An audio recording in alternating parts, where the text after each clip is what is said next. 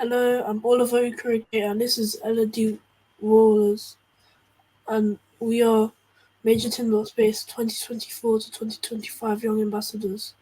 Today we are interviewing Janet Ivey.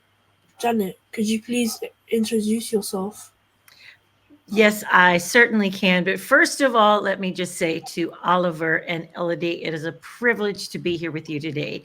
So, my name is Janet Ivey. I'm the creator and founder of something called Janet's Planet, which includes everything from online content to live touring shows to even my own Janet's Planet Astronaut Academies here in the United States. I also, I don't know if I've told you guys this, I am now a NASA astronaut applicant. That's right. I turned in my application to become an astronaut back in April. Really, because astronaut Joe Akaba sent out this YouTube video and said, anybody out there who loves space and science and loves space education need to apply. And I thought, you know what? I don't have all of the training that a lot of other people have, but I have tons of experience in space education. So I applied. So I can actually say that I am a NASA astronaut applicant. Not, not a candidate, but definitely an applicant. We'll see how it goes from there. And then I guess lastly, wow, it's like I'm trying to think. It's like it's weird to introduce yourself. I'm a Jet Propulsion Laboratory NASA Solar System ambassador. And a lot of times people ask me, well, what was your background? And then they'll find out that it was music and theater. And they're like, what? How does an actress become interested in communicating science? And I say, well, I said, I love to use my passion, which is for space and science. And I know how to be an actress so I can make it passionate and more exciting. And so really, I would suppose that at the end of the day, I'm proudest of what I've created with Janet's Planet. And a lot of kids like yourself around the globe know who I am and know Janet's Planet. And then what exactly I do, I, I guess I could tell you that I am not just the one thing, but an entire galaxy of things. I've read your interest in science was inspired by your fifth grade teacher. How important do you think that How important do you think it is that every child has a role model who encourages and uplifts them to take an interest in the scientific future of our planet? I think it's so very important, Oliver, because her name was my fifth grade teacher, Miss Ernestine Yarbrough Jones. I believe she was the best teacher ever in my life, in my personal experience. She was the one who would come around. I was 10 years old, and she would come around your desk every Friday and whisper something into each student's ear meant only for them. And so she might say to me, Janet, science is not just for the boys, it's for the girls too. Or, wow, you did some great writing this week. Or, wow, keep that up. I like where your ideas are taking you. And it was just the most amazing thing, Oliver, because it was just encouraging. And it's like she loved me. And so maybe I think that it's like when you find a mentor who really truly cares about your life, your trajectory, how far that they can encourage you to go, that it's like you've hit gold, you've won the lottery. And I did so with Miss Ernestine Yarbrough. And I think that's really the reason why I love to come on and support people like your mentor, Amelia, with MajorTim.space. That's why I encourage anyone who's out there. It's like, and I think a lot of people go, oh, I don't know if I've got time for that, or oh, that sounds like a big responsibility. It is, but I also think every good adult, if they have also been encouraged and mentored by someone truly fantastic, really owes it to pay it forward to another student or young person coming up behind them. I think it can change a life, and that sounds maybe quite dramatic, but I think having someone in your life cheering you on, kind of guiding your steps, can impact you in ways that really are immeasurable. Thank you. TV presenting is known to be a very challenging career to get into. How did you manage to achieve the success that Janet's Planet has had and continues to have today? You know what, Elodie? It requires a lot of perseverance. And it's like, thankfully, it's like you keep at it, right? It's like anything that you do. You show up and you're like, hey, I've got this really great idea. It's called Janet's Planet. And everybody's like, that's really wonderful. And then you go to the next person. You're like, hey, I've got this really great idea. And they're like, where's the money? And you're like, oh, right. Then you go to the next place, and then you've kind of done, and along the way, every time you have one of those meetings that either they're going, well, yeah, see ya, or where's the money? Because a lot of times, too, it takes incredible kinds of money and investment behind any project. And then you finally come to this thing, and you're like, I've got this much money, but here's the plan. And they go, well, we can't really produce the whole full half hour for the money you have, but we could produce something smaller. And you go, okay. So I guess it's really a matter of perseverance. If you believe in your idea truly, truly enough, there's at least, you got to know that it's like, if you like it, there's bound to be a couple other people who might like it. And then you commit to that idea and you keep knocking on those doors. And then you keep making friends along the way that go, no, don't give up yet. Oh, let's help you make a little pilot, or let's help you make a little promo that can push this along.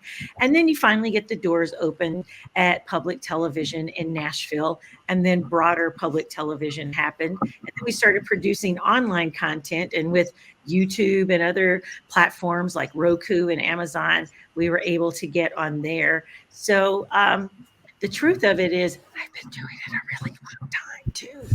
So one day, I'll tell you the truth, I'm not telling a lot of people this. We're working on an animated project, and the amazing animation company out of Brazil. And so if this happens and gets widely broadcast, I could have been doing Janet's Planet for nearly 30 years before that actually happened. So you've got to be a little bit just bullheaded of like, nope, I believe in my idea. And you keep pushing forward. Is it hard some days? Yep. Is it exhausting? You bet. But is it worth it? 1000%. As well as being president and chief creative officer at Janet's Planet Incorporated, you are also a science communicator. Have you developed your style? Part of my style really has been just being myself. Now, that often has not always intrigued people because it's like I'm a little quirky, right? I'm a little, it's like exciting because it's like I start talking about science and I'm like, I so want you to care about as much as I care about it. And then I also think because I'm not trained as a scientist, although I'm very intellectually curious, that when somebody explains something to me, I go, how would I explain that if I were trying to get my dogs Bunny and Dude to understand, right? Like I always want to think about like, how can I make this make sense in the real world? Because right now I'm just, kind of getting it. And the real secret sauce for me is that anytime that I learn something, I go, oh, for example, somebody was talking about Delta V one time. I was in the audience. A young person, much like yourselves, asked, what is Delta V? Well, Delta V is basically the oomph or the thrust, the momentum it takes to kind of like get a rocket off the gravity well of Earth. And we're talking vertical. We're talking, force equals mass times acceleration. We're talking all kinds of like, amazing force and thrust. Well, this 10-year-old goes, can you tell me about Delta V again? And I thought, man, Delta V sounds like something cool to play on the playground. Well, this very amazing learned scientist went on to kind of like go the scientific route. And you could tell when I look back at this kid who's like, I was interested, but I don't understand it. So I'm sitting there as a layperson going, how could I help him understand what this scientist is talking about? And I went, let's talk about Delta V in more of a horizontal thing, not vertical. So have you guys ever been playing a video game and or doing something you really super love, and then your grown-up goes, hey, Oliver, Elodie, can you help come take out the trash or feed the cat or blah, blah, blah. And you're like, Delta V is that that it takes to get off the couch, out of your gravity well, wherever you are, the bed, etc., to get out the door to your grown up and to the task that they've asked you to do. And so that's how I would have explained it. It's just the that's got to happen to get you into action. And so when I shared this one time with a group of adults, encouraging them to be mentors to wrap that full circle, I had an engineer come up, was like, I don't think like that. And I'm like, what do you mean? And he was like, well, I think in like science, I don't think in the abstract. And I was like, I'm sorry. I wish you could, but I think that for me has been why CNN here in the United States often calls and says, hey, can you come in and help us understand the eclipse that's about to happen? And Oliver, truly one of the best compliments I got this year was back in April. It was right before the big total solar eclipse here in the US was lasting for almost 4.5 minutes. And so I get done with my presentation. I've got everything. I even blocked the camera so that I can show like the distance, etc. And the producer inside CNN goes, and that's why we love to have you on, Janet, because we've had tons of people, astrophysicists on, and you're the first person that we've understood how this is actually working.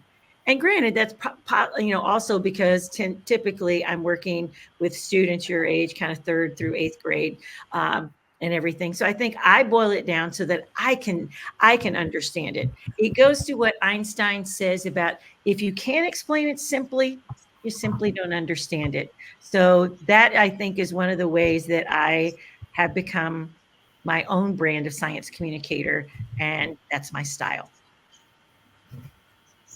How does it feel to have created your own popular TV show? Pretty fantastic, Elodie. When I think back, I mean, you got to know that it's like my first jacket I made. I like basically went to a big box store, dollar store, and got like these letters that I put on here and did myself. I made my outfit myself. And so to think that, I always say that it's a little bit like the Apollo 13 experiment, where it was duct tape and cardboard, and we built a little business out of it. There's nothing better than kind of committing yourself to something you believe in and seeing it come to fruition. So I would have to say to that question, pretty fantastic. You began your TV show Janet's Planet in 2014. Could you tell us a little more about the inspiration behind the show? Well, it's like it actually predates even to the very first things we were doing is way back to 2000. And it wasn't until 2014 we got more and more half-hour broadcasts available. The idea always was, if I can even trace it back further than that, when the idea actually happened, when I looked around in the late 90s, it was only Bill Nye the Science Guy and Beekman's World. I don't even know if you guys know what those things are. But there were no females that were hosting a science show. And Elodie, I was like, this cannot stand. There must be a female. So that's where I thought it. And I don't know if you guys ever watched Schoolhouse Rock where you are, but here in the United States, it was like, it's a great little animated program, and they had this darling song called Inner Planet Janet, She's the Galaxy Girl. And I would always get called Inner Planet Janet. Well, I couldn't own that. That was inside that song. But I thought Janet's Planet. So I bought the service mark, I bought the trademark, and the whole idea really was, how do we take looking out there into the big grandness of space, knowing that we literally are star stuff, right? From the iron in our blood to the calcium in our teeth to the carbon in our DNA, we're made of the very same elements that exist in the hearts of stars. How do I communicate, whoa, we're part of something grand, and then turn our eyes back around to this big blue ball that we live on and kind of connect those things? And it's like, once that we know we're part of something grand and interconnected, like, can't we innovate and make the world, planet, and maybe the whole galaxy, even the universe better? And so that was really my motivation, is to be a female touting science, because I didn't see any at the time in the late 90s, early 2000s. And then furthermore, just to go, hey kids, who's a geek like me that wants to learn more about space? And so that was really it.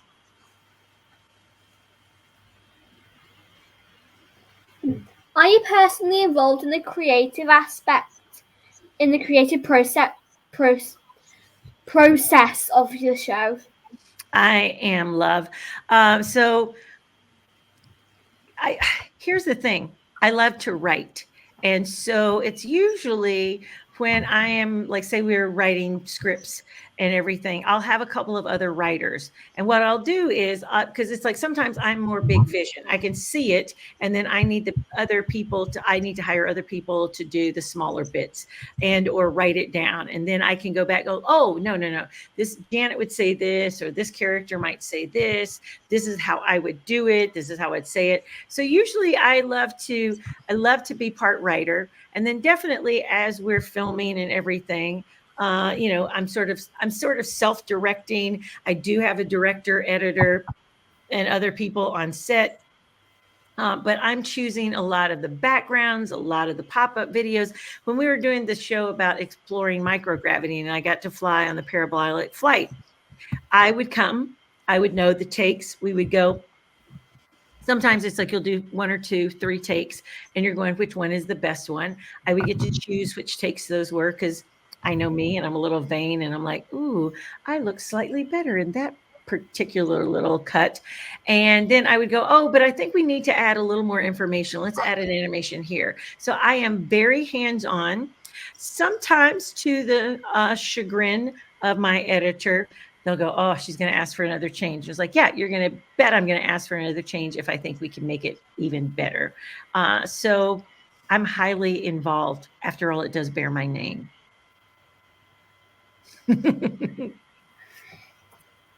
Does art and science go hand in hand? Do you think these subjects should be combined in schools?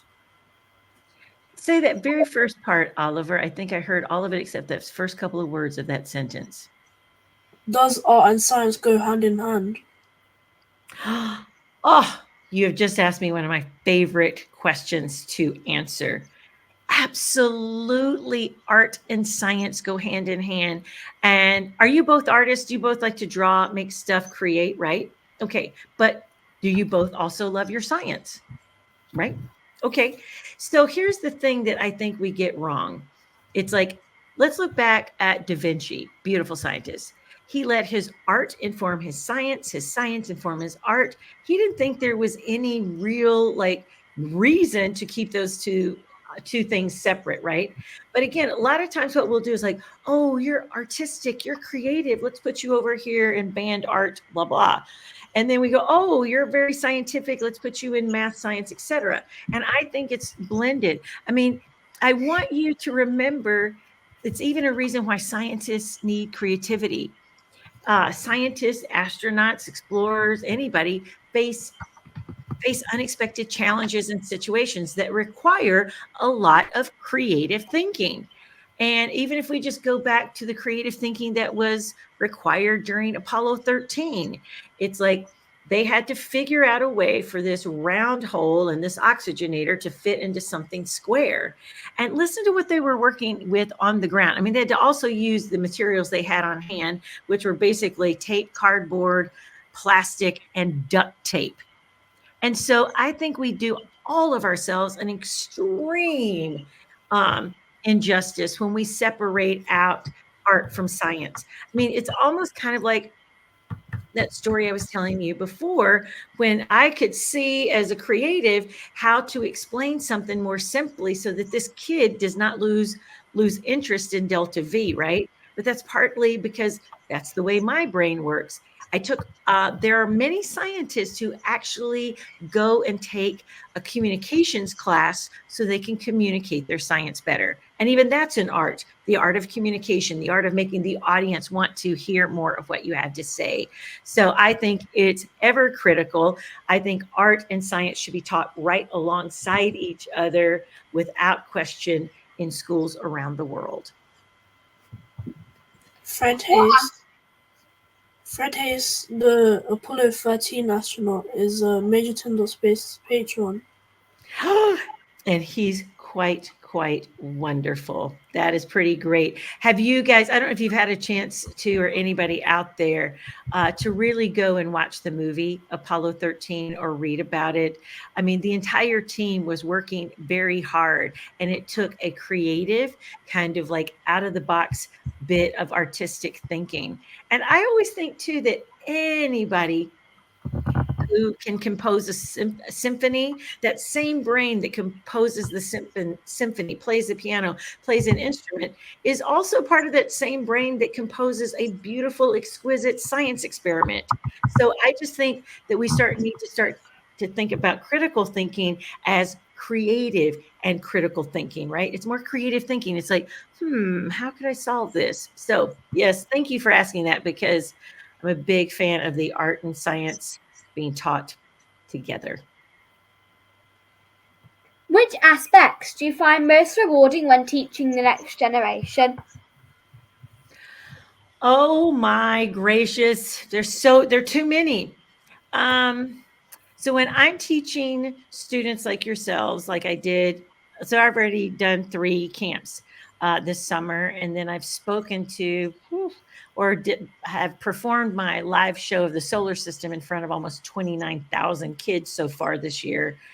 I think my most highly prized thing that happens is just watching you guys get engaged, watching you guys get excited about how clever, how genius, how amazingly, innovative that you are.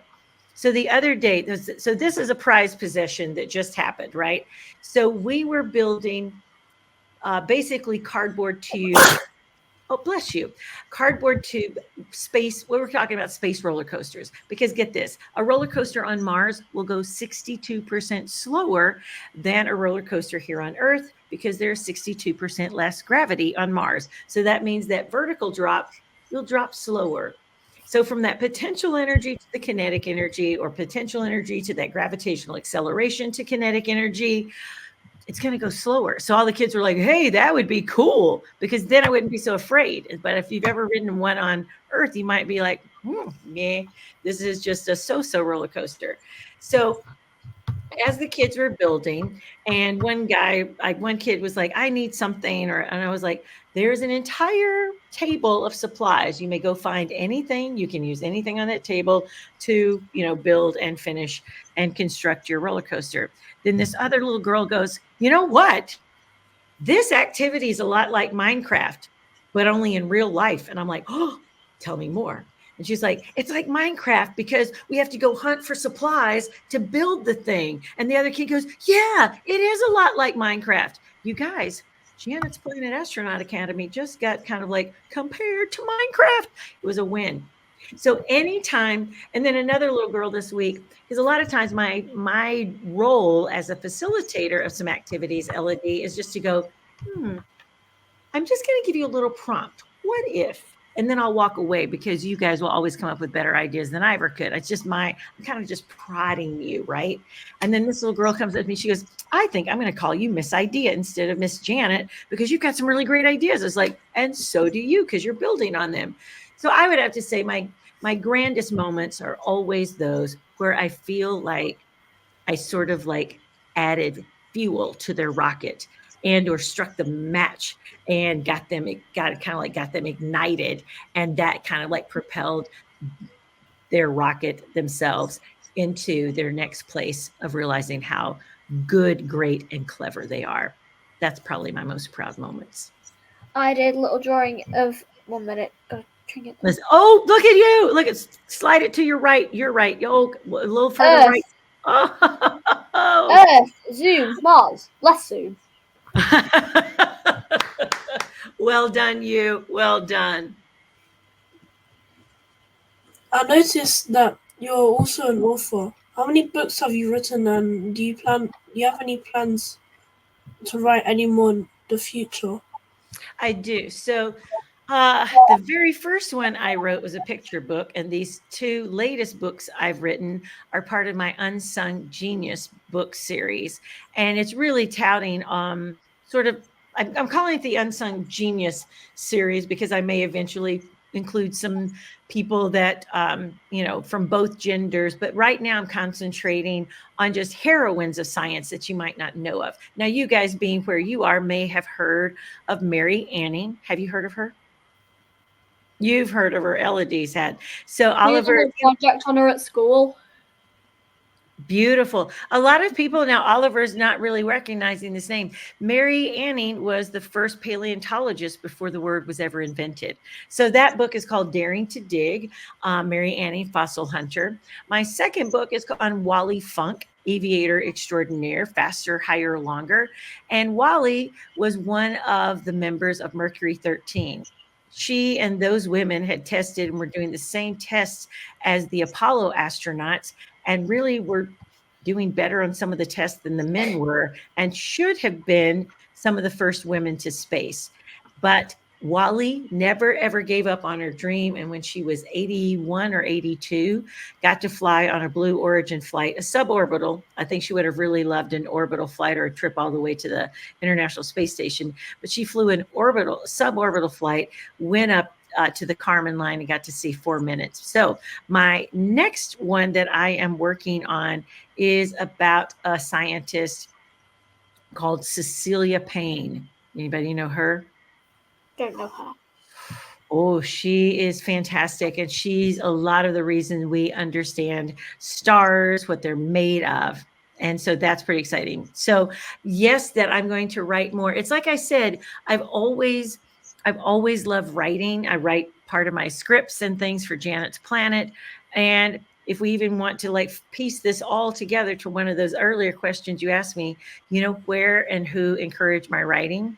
It was my 5th grade teacher, because I wrote a lot of poetry. I wrote my first book. It was really a ridiculous title, and now it's like it was written in pencil, and so even the carbon is beginning to fade away, because that was a very long time ago.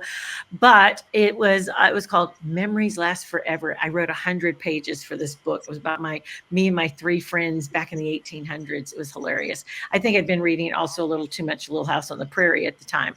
But so I've always loved to write. I kept a journal.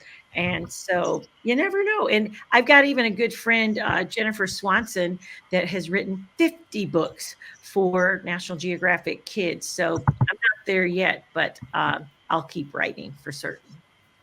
Do you have to gain permission to write a person living or dead? Not if they're past, right? Well, I should say this. It's like I did reach out to the folks that were around Mary Anning's story. There's some places where she's from there on the coast of England, and they gave the blessing. I also talked to Wally and the person that wrote her memoir, Loretta.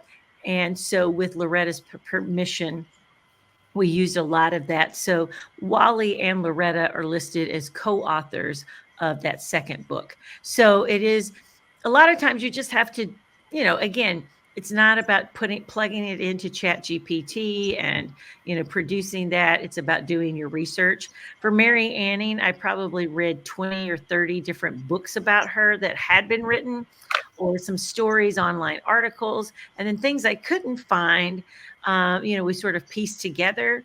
But you're right in that along the way, you're always checking to make sure that, something you read doesn't get plagiarized in any way, that especially if they're still living. And then it's like, for some of these women whose stories we don't know, I mean, Mary Anning was born in 1799. These are things that are rather public domain. For anybody more current and living, absolutely, you either write to them, say, can I quote you? Can I include you some way? Can I cover your story? So it all depends on really who you choose to write about. Cecilia Payne also lived a very long time ago, and there are a few books out there on her, but even still, when I mention her name, people are like, And then there's so many women. There's also there's a wonderful But there are too many to name. It's like I'm really having a hard time deciding who will be the third in that series. There's also Bessie Coleman, who was the first African American woman in the U.S. to earn her pilot's license, her international pilot's license. There's so many, and some from so many countries. So I will do a lot of research, look it up, find the family if needed, make sure everybody's okay with me pursuing writing a book, and then proceed. You have won many awards, including Regional Emmy, the Gracie Award for Outstanding Women in Digital Media, and the STEM Florida Award for your video on microgravity. Which of these awards, if any, has given you the greatest sense of achievement, and why? They all have a different kind of significance. Even in 2 years ago, I was awarded the 2022, hold on, let me get this word right, American Astronautical Society's Sally K. Ride Excellence in Education Award. I mean, Sally K. Ride was the first American female in space. So that one probably, I go, oh my gosh, that one just bowled me over. But I think with any time that you're given an award from people who, may or may not know you personally, but thought your work was worthy of recognition, therein really is the prize, regardless of the statue or the plaque or whatever. But it's that somebody thought what you're doing deserved and was worthy of some recognition. So it's hard to say. I remember winning my first regional Emmy for Janet's Planet in Nashville, and it felt like validation that maybe I was onto something. Same thing for when I won a National Gracie Award for my stuff on PBS. I was like, all right, stamp of approval means I should keep going. And then the STEM Florida Award was like for the Exploring Microgravity video. And again, that was like, all right, I must have some kind of knack for doing this. So I think I'll continue. And even if the awards had not come, let's also be clear that you can't also measure that, because again, it's the award itself, or it's as fleeting as the next breath you take. The important thing is that whatever you commit to with all your virtue, integrity, and awareness going. As long as there are kids who I can impact, I will do this with or without that particular recognition. It is very fine to get that validation, and I'm superbly grateful, but I would probably still be doing it even without it. At what point did you decide to write educational books for children, and what was your path to publication? So I finally think I decided, you know what? I've got a lot to say. Let's go ahead and do this. And my path was kind of a hybrid of, like, I signed with a publishing company out of Nashville called Trademarker Books, and worked with this husband and wife duo who are editors. But so they publish, but it's like we publish through a self-publishing way through Ingram Spark. And I didn't realize this. For my friend Jennifer, who has, many books with National Geographic Kids, when you are signed with a big time publisher like that, you only get about 2.5 to 5% of each book sold. And that's of the wholesale value, not the retail value. So you can see that it would take a long time and a lot of books for those kinds of things to really add up. This way, in this hybrid way, I've got publishers who know how to make sure that I've copy set everything, that it's edited properly, and then we're publishing through Ingram Spark. I can go and sell them on my own, and we set a price, and then most of those funds come back to me after my initial investment. So kind of a hybrid of self-publishing was my path forward. Would I love to have a superbly big publisher behind me? You bet. But at the same time, it's kind of fun. Again, the rights are all mine. I own all the content. So there's a benefit in that as well. You have many hands-on activities on your website. Do you have a favorite, and how important do you think it is for young people to physically participate in the activity? Okay, this is my favorite thing. It's hard to pick a favorite, although I will say that it has worked for years now, and it's called Build Your Own Lunar Lander. And all you need are a couple paper plates or a couple pieces of cardboard, a small little cup that can represent the capsule that goes on top of the lunar lander that will contain your astronauts.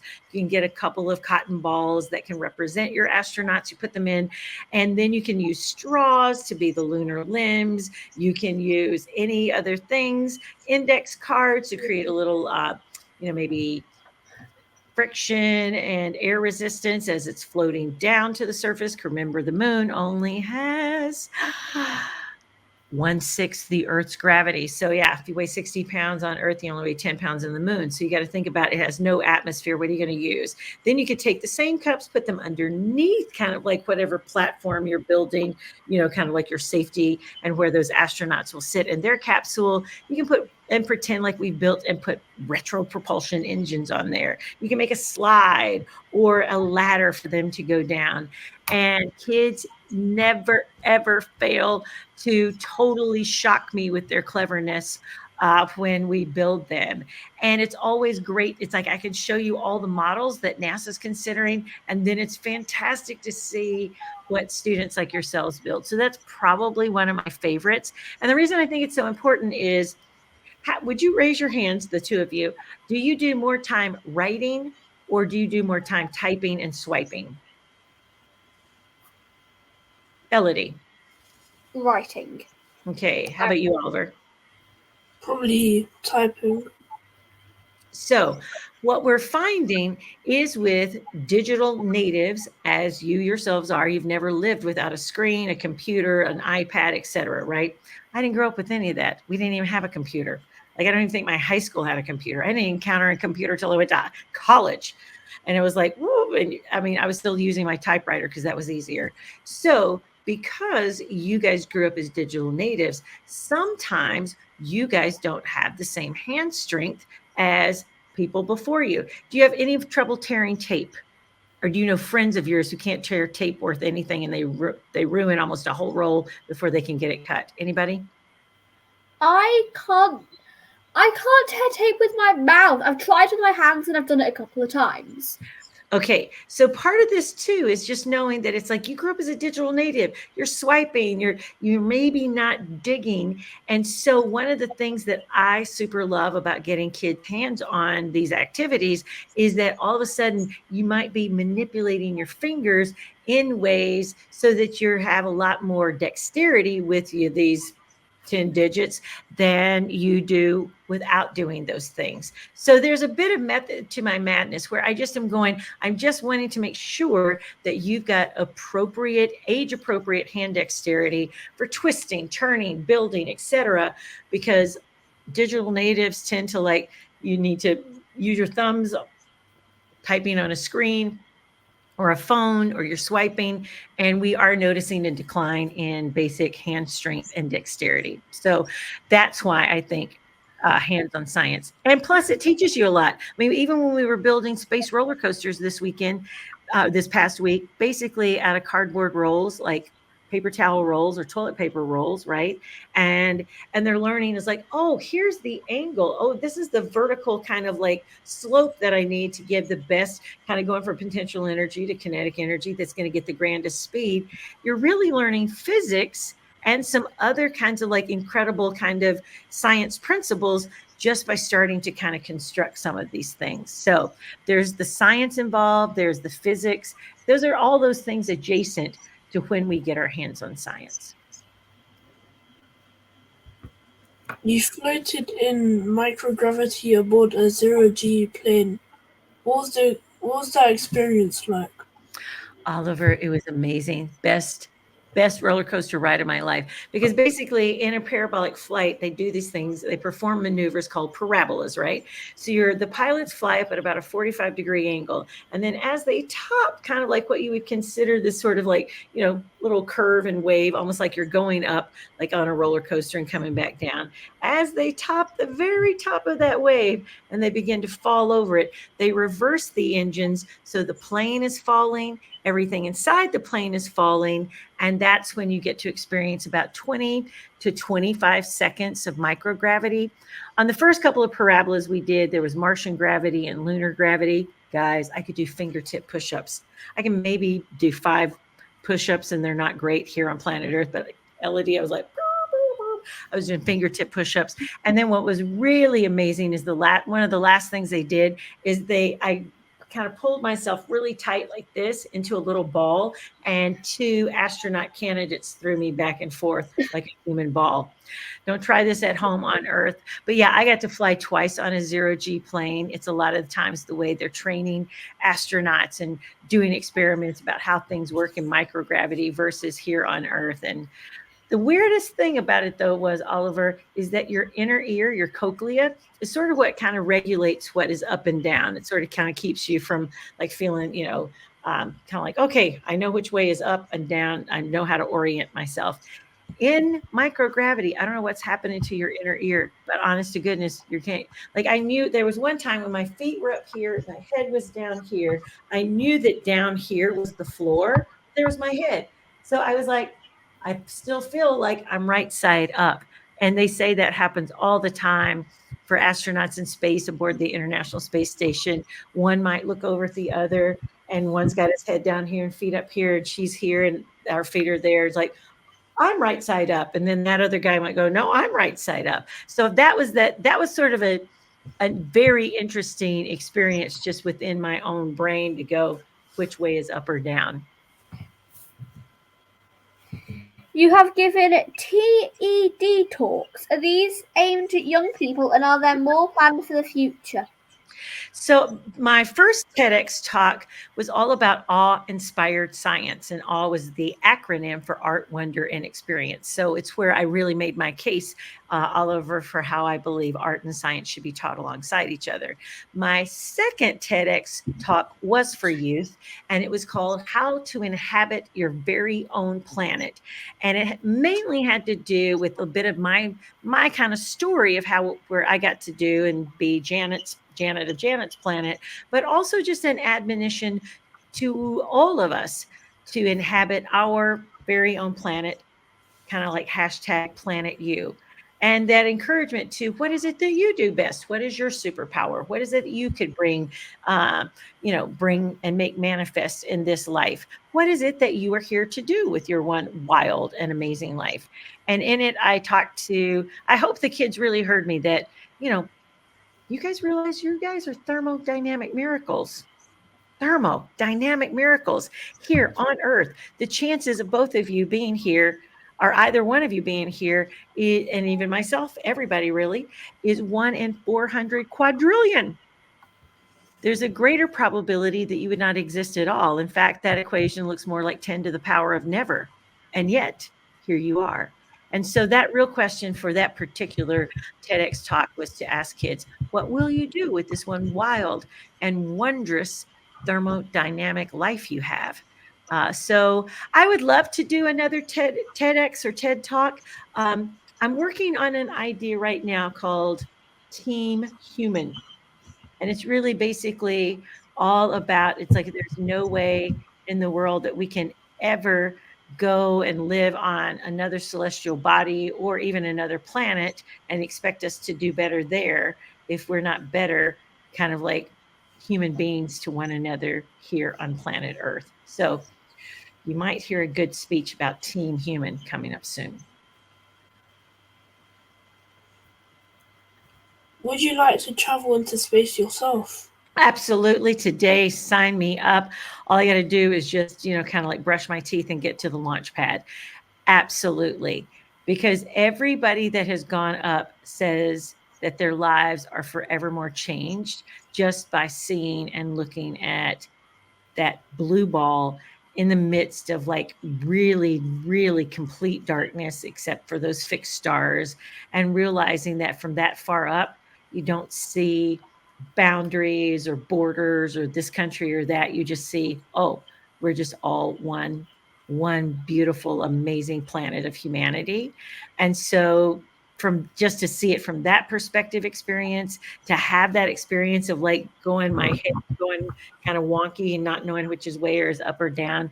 But yeah, I've been dreaming about going to space since I was playing Star Trek on the playground when I was in 3rd grade. Would you want to go to space, Oliver? Oh yeah. How about you, Elodie? I'd probably be working on the ground control. You know what? I would trust you implicitly to be mission control for me. So I am good with that. Do you have any new projects currently in the works? So I would say new in the way of like that we are, I've been working diligently with this company down in Brazil. Hopefully everybody cross your fingers for that animated product, and another book. And then I'm delighted to announce too that it's like in the US, we're going to tour a show. I think I keep mentioning my friend that writes the books for National Geographic Kids, Jennifer Swanson, but she wrote a book called Astronaut, Aquanaut. And so we're going to put on a live theater presentation where I will play the astronaut. She will play the aquanaut. We will contrast and compare like the way they train, the way they live, the way they travel, the exploration that they do. And then the audience will have a chance to raise their hand and decide if they would choose astronaut, aquanaut, or both. I don't know. I'm a little afraid of things that swim that are bigger than me in oceans. So I'm not as I guess I could think about them as aliens. Which would you guys choose, astronaut or aquanaut? Would both of you guys go deep diving? It's like, I don't know. It's just some big fish kind of always freak me out, even when I'm snorkeling. What do you think, Elodie? As much as I absolutely love space, I would choose Aquanaut. I'm on stage. I am on stage 6 in swimming, so you know. See, we're to each unto their gifts. What about you, Oliver? Yeah. Astronaut or aquanaut? What would you think? I think astronaut. Me and you. Okay, so Oliver and I are going to go to space. You and Jennifer are going to go to the deep sea. And again, there are benefits for all because space has been explored more than we have explored our oceans. So anyway, that's exciting. So I'm always working on something in the back of my head. I just consider that if we ever stop dreaming or planning or creating, then I think I'd be really bored. And I'm kind of like too excited and too energetic to like sit around for long and not go, oh my gosh, we could do that. So yeah, I mean, I think about other things that I want to do. It's like, there are a couple of programs that I'll give a shout out to. There's Space Kids Global that have been asking, they've asked for some ambassadors for their Muse ambassador program. They've asked for ambassadors to write letters about how they would like to take a microgravity flight. You guys, when you're 12, I don't know if you guys are quite there yet, you can write an essay. You might get chosen to take a 0G flight. There's Cosmic Girls Foundation in the Netherlands, Elodie. You got to get to know this when you're 14. You can literally participate and apply to be one of the girls they would choose to prep and prepare to be an astronaut.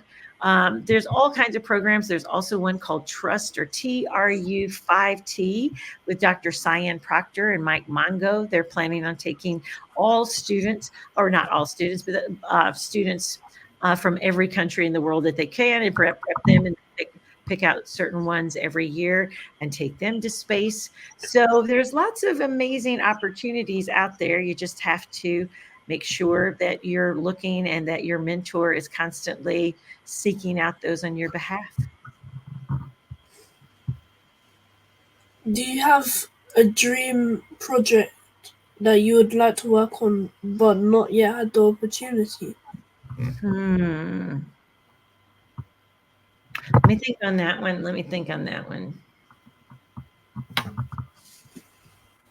I think it would be very, very fun to be invited by, I don't know, the United Nations to kind of facilitate global space education. They haven't invited me yet, but that would be an initiative that I would go, okay, let's make it happen. Let's make sure that every student on the planet has access to thinking about space and science and or sea education, right? maybe both of those things, because we could learn from the seas and the changing temperatures, because when the temperatures of the global seas rise, we have more storms. When the glaciers melt, we have warmer water and potential chance of flooding and or land loss. So it's like studying climate change from everything. So yeah, if the United Nations or some global entity wanted to call me and say, can you head up the program for space education for students around the globe, I would say yes, but nobody's asked that one yet. Do you enjoy being able to travel a lot for your job? Yes and no. Yes, in that all the beautiful people that I get to meet. I'm going to Krakow, Poland in September. That I've never been to Poland. It's going to be super exciting. I get to speak at the European Rover Challenge. I love traveling. I've been to South Africa. I've been all over the US this summer. The only part that I don't enjoy is being so far away from home, from my hubby and my 2 puppies and my grandchildren. And the grandchildren are going to get mad that I just named Bunny and Dude ahead of them. Whoops, sorry, Felix, Una, Camilla, and Duncan. You know I love you, and I can't wait to see you either. But that is the one thing, because it's like I've been where I am right now in Pennsylvania for a week. I've got another week of camps to teach. We had a beautiful week last week. I know we'll have another great one. But this Saturday morning, I'm just like, I just want to be home and go for a hike or out on the boat or in the backyard with my puppies and my grandkids. So that's the only downside, is this, I just get a little bit homesick for my people and my puppies, but it's ever fun. I get to meet the most amazing people when I travel. So I do love it. I just every once in a while get homesick. You're involved in so many projects. What do you consider to be your greatest achievement so far? I would say keeping Janet's Planet going for the last, I mean, it's like technically the idea occurred to me in 1996. I would say probably, I think I can fully say that it really began in November of 2000. So, come this November, I've been at Janet's Planet for almost 24 years. And to think that I've somehow kept it afloat and going forward, that's my proudest achievement. Lisa, this is my last question. No worries. In producing scientific videos, which area of science interests you most? For certain, it's really the space, anything space related or space adjacent. But I'm also, inside that, it's I guess maybe that's such a broad term, but I'm interested in how astronauts train, what perseverance and curiosity find on Mars, our planetary science. I mean, golly, I think that's really why I have that show about the solar system, because that show gets to be different all the time. Because, when we started this, it's like Saturn had the most moons at 87. Now Jupiter has the most moons at 92 moons. It's like we didn't really even know if water ice existed in places on the moon and Mars back when I started talking about planets. Now we know for certain these things exist. So maybe my very favorite subject is the planetary science, whether that's any planet in our solar system or outside. So I'm going to say space is the overarching kind of umbrella, but probably definitely planetary science is my favorite. Now it's time for my final question. Okay. Do you have any advice for young people wishing to pursue a career in STEM education and TV presenting? I do, my friend. It's basically just keep going. If you love it and you feel like you have a unique way of expressing science, and or you're passionate about coding or genetic biology, or figuring out how to build bridges and civil engineering, if you think you've got like a really great quirk and knack for doing that, absolutely follow it, and then commit yourself to learning something new every day. Every day, I make myself sit down and read a few articles that have just come out about the newest things in space, about the planets or science or exploration or rockets or whatever, because that way in a short amount of time, it only takes 7 years doing just reading something or reading from things for an hour a day, and you become an expert in that field, which is kind of crazy. Like, that's all it takes. So all I got to do is like do some research for an hour a day and really apply myself. And so then you learn the things and you take classes and you find people who are smarter than you who can teach you things, and you show up to volunteer and you go, hi, I'd really love a mentor in this area. And you might have to ask a ton of times. And then somebody like myself would go, if you live near me, I'd go, oh, sure thing. Let me, if you want to volunteer and be an intern for a week on this shoot, and I'll teach you as much as I know. So those are the things. It's like, the one thing is you have to do the work. You can't just wake up and go, oh, I'm very cute. How about I just become this? You're going to have to do the work. You're going to have to ask the questions. You're going to have to show up and say, hey, I am willing to learn. But I realize that there's some reciprocity. So if I give you some of my time, can you teach me some things? And then you got to keep knocking on those doors. And you will probably, without a doubt, get a lot of no's before you'll get somebody to give you a yes of helping you achieve your dream. So to that end, there will be hopefully a lot of good adults in your path to say yes and guide you this way and that. But ultimately, your success is due to you. Can you persevere? Can you keep going even when you are kind of disappointed about the current results? And do you see a clear enough vision for this that you're going to achieve it no matter what? And when you do that, you will meet with the success most unexpected in common hours, as Thoreau said.